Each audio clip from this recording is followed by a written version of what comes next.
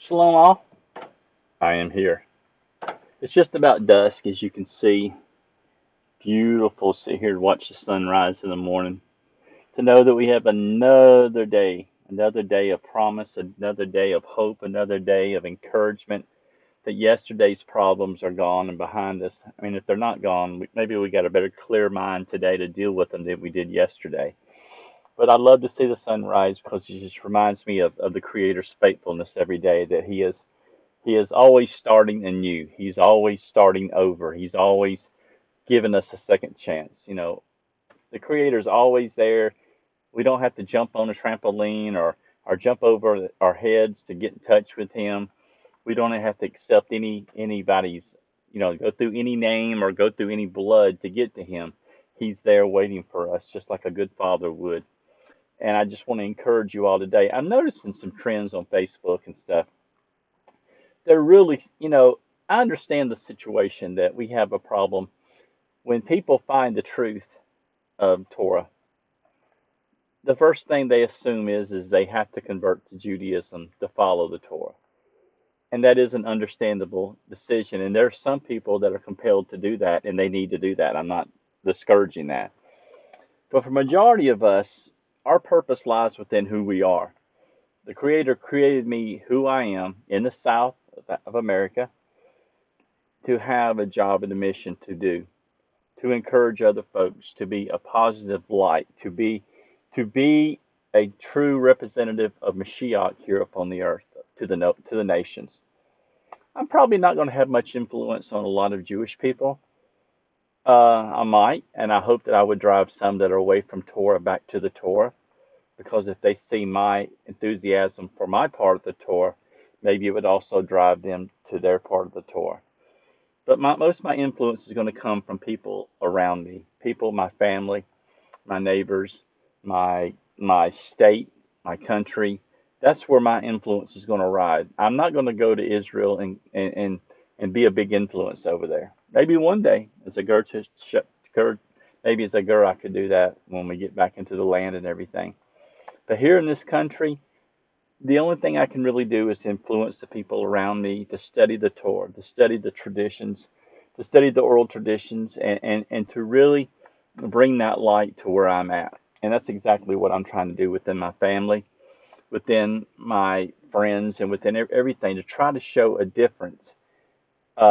And I don't have to show; I just have to live what I've been commanded to live, and that will accidentally produce newness, and people will see a freshness that they don't see around me.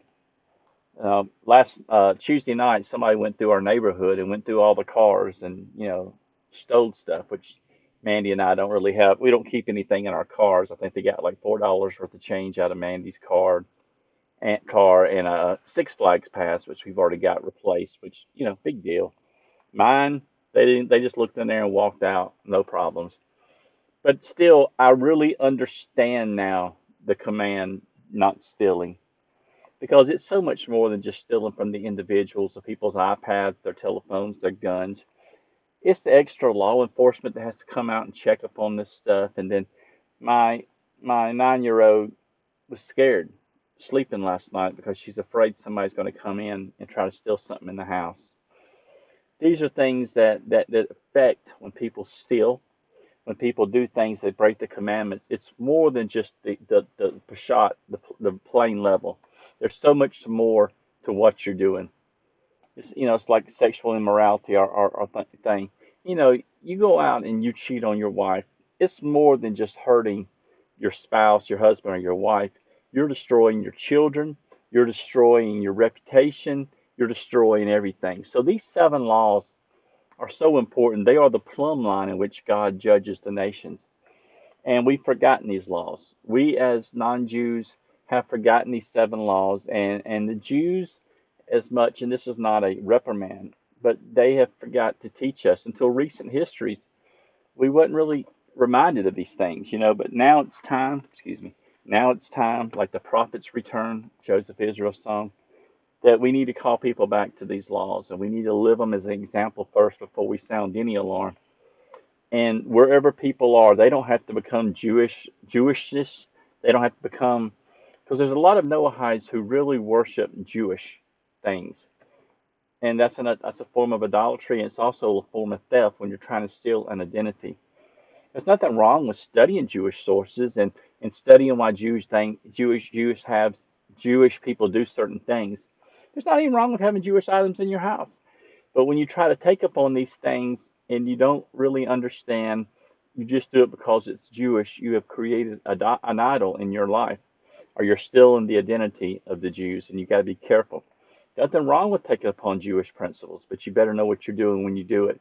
And you better understand the halakha, and you better live it and don't compromise that situation. We've got enough to do with the seven, folks.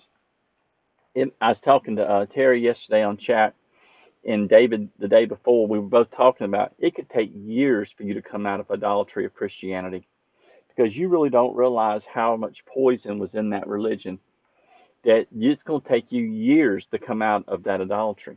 You're not just going to pop out and repent and go on. That's why a lot of people that convert to Judaism, the rabbis push them back so much because they see that they've not come out totally of the idolatry that's going on. Yes, Jews have to come out of idolatry also, Jews and non-Jews. So I want to encourage you to be satisfied with who you are today. If you're a Jew, get back to Torah, do the mitzvot, be the light to the nations.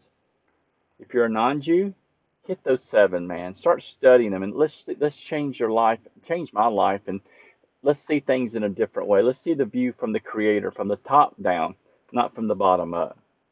And I just really want to encourage everyone. You're not a second-class citizen. You are a righteous Gentile. You have taken upon seven laws and you are repenting from idolatry. That's an awesome thing, and the Creator loves that. Have a great day. Y'all be good. Stay out of the heat. Bye bye.